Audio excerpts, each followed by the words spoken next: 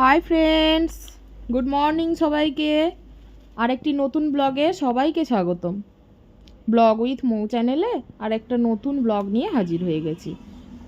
দেখুন, আজ এখন বাজে 11:30 সকাল, আর রান্না বান্না শুরু করেছি। বাপের বাড়িতে রয়েছি, আপনারা তো জানেনই সবাই।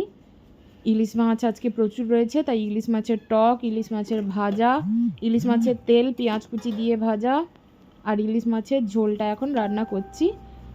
তবে আমি রান্না করতে করতে আমার মেজো বোন একটু হেল্প করতে চলে এসছে। ও একটু আদা রসুন ঘুরে দিচ্ছে। সিম্পলভাবেই করছি, কারণ কি প্রচুর রিচ খাওয়া হচ্ছে প্রায় প্রত্যেক দিনই। এপাশে দেখো, এপাশে মা কি করছে। মায়ের চোখে অপারেশন হয়েছে, মা চোখে দেখতে পাচ্ছে না, কিন্তু মা কানে শুনতে ছাড়ছে না। ফোনটা বাজিয়েই রেখেছে, এবার সিরিয়ালগুলো একের পর এক করে কানে কানে শুনছে। চোখে দেখছে না কিন্তু শুনছে। আর এর দুজনকে দেখুন বন্ধুরা, তার ছোটো মাসি আর রাজ। ছোটো মন বলে যদিও, ছোটো মন আর রাজ দুজন জড়িয়ে ধরে বসে দুজন ফোন দেখতে শুরু করেছে। এক্ষুনি এসেছে বোন, এই 10টা 10:30টার দিক করেই। তাও আবার শুধুমাত্র রাজের সাথেই দেখা করতে, কারণ রাজ কাল থেকে থাকতেই দিচ্ছিল না বাড়িতে কাউকে। ছোটো মনকে আনতে যাবো, ছোটো মনকে আনতে যাবো, বাড়িতে একদম অশান্তিই করে দিচ্ছিল। তারপরে অ্যাট লাস্ট ছোটো বোন আজকে 10টা 10:30টার দিকে এসে পৌঁছেছে। এবার দুজনে ওখানে ফোন নিয়ে সময় কাটাচ্ছে, আর আমি আর আমার মেজো বোন কাজ করেই শেষ হচ্ছি। আমরা দুজন রান্না বান্না করছি, এপাশে গুছাচ্ছি, ও বাসন টাসন মেজে দিচ্ছে। এই করেই মার মোটামুটি যতদিনভাবে হেল্প করা যায় মাকে ততদিনই করে দিচ্ছি। কাজের লোক খুঁজছিলাম, কিন্তু একটাও কাজের লোক পেলাম না। গ্রামের দিকে তো, এটা যদি শহরে হতো তাহলে কাজের লোক পাওয়ার অসুবিধা হতো না, কিন্তু যেহেতু এটা গ্রামে সেহেতু কাজের লোক পেতে বড়ই অসুবিধা। এখানে মানুষ, মেয়েরা কাজ করবে কেন কারুর বাড়িতে, কিন্তু কাজু বাদাম ছাড়ালে এর থেকে বেশি অনেক টাকা পাবে। ওই জন্য কেউ কারুর বাড়িতে কাজ করে না, তাই একটু অসুবিধায় পড়েছি। কোনোরকম রান্নাটা সেরে নিই আজকে দুপুরের। আর যতই তাড়াতাড়ি রান্না হয়ে যাক তাও কিন্তু খাওয়া হবে না, কারণ বাবা আসবে অফিস থেকে প্রায় 1:30টা নাগাদ। তো বাবা তো একা খেতে পারে না, ওই জন্যে আমরা বসেই থাকি বাবার জন্য। বাবা যখনই আসবে তখনই খাওয়া হবে, সে যত আগেই রান্না শেষ হোক না কেন।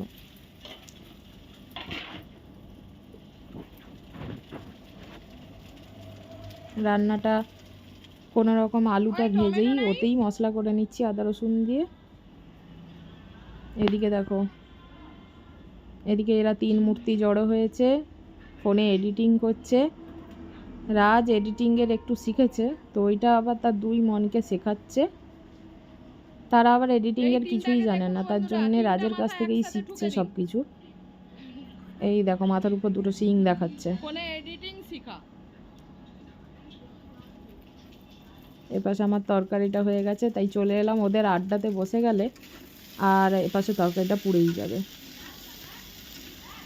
তাই চলে এলাম তরকারিটা একটু করে নিই। তারপরে স্নান টান করে একদম ফ্রেশ হয়ে বাবার সাথে খেতে বসবো। যে কটা দিন এখানে আছি জানুবাসানে, সে কটা দিন বাবার সাথে খেতে বসলে বা মার সাথে একসাথে জয়েন্টে খেতে বসলে খুব ভালো লাগে। কারণ আমার বাড়ি চলে গেলে মাত্র 3টে মানুষ, রাজের বাবা, আমি আর রাজ। তো রাজের বাবা তো সকাল থেকেই বেরিয়ে যায়, ও টিউশন করে তারপর স্কুলে যায়, স্কুল থেকে বেরিয়ে আবার টিউশন করে তারপর বাড়ি আসে। তো আমরা দুপুরবেলা মা বেটাতেই বসে বসে খাই, তার জন্যে আমাদের খুব একা একা খেতে খুবই খারাপ লাগে। ওই জন্যে কোনো দিন ঠিকভাবে খাওয়াই হয় না, তাই এখানে যখন আসি আমরা সবাই একসাথেই খাওয়া দাওয়া করি। আলুটা কষিয়ে নিয়ে জল দিয়ে দিলাম, সিম্পলভাবেই একটু মশলা কষা হয়ে গেলেই এবার ঝোলটা জল দিয়ে দেবো। দেখো বন্ধুরা, কালারটা কি দারুণ এসছে না?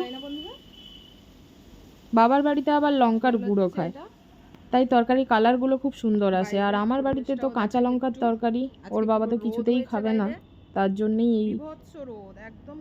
দেখো আজকের পরিবেশটা কেমন, প্রচণ্ড রোদ, দাবদাহ একদম, চারিদিকে গরম গরম। এটা মনে হচ্ছে যেন শরৎকাল নয়, এটা গ্রীষ্মকাল। গ্রীষ্মকালে রোদে যেরকম সবাই তেতে পুড়ে যায়, সেরকমই অবস্থা। মাঝে সাঝে বৃষ্টি হলেও একটুও কিন্তু ঠান্ডা ঠান্ডা ওয়েদার নেই, প্রচণ্ড গরম। দেখো মাছ খেলছে কিভাবে, আরও মনে হয় বৃষ্টি হবে। বাবা আমার দাদু টাদু বলতো যে যদি মাছ খেলে পুকুরে তাহলে অতি অবশ্যই বৃষ্টি হয়। এই দেখো আমি নেমে পড়েছি রান্না বান্না শেষ করে একটু স্নান করতে। কিরম তো স্নান যখন করছে বাড়িতে দেখুন থাকা হয় সবাই। তখন তো ট্যাপেই স্নান করা হয়, তো এতটা আনন্দ পাওয়া যায় না, তার জন্য আজকে পুকুরে নেমে পড়েছি। অবশ্য যখনই যাই আমি পুকুরে স্নান নামবো? করি। পুকুরে স্নান করার মজাটাই দাঁড়া, আলাদা। নামছি। যারা গ্রামে থাকে তারা জানে, আর যারা শহরে থাকে তারা এই আনন্দটা কোনোদিন বুঝেই সাঁতার উঠতে কেটে পারবে আসো, না। সবাইকে দেখাই। সাঁতার কেটে আসো, সবাইকে দেখাই।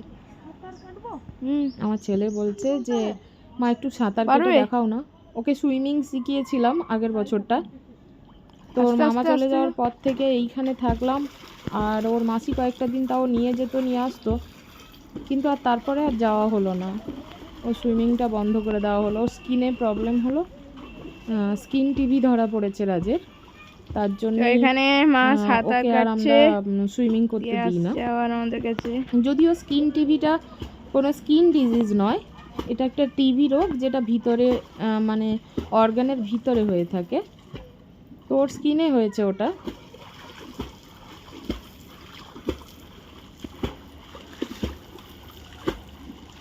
কি আরাম যদি ট্যাপে কেউ স্নান করো না, যে আরামটা পাবে তার 4 ডবল আনন্দ পাবে পুকুরে।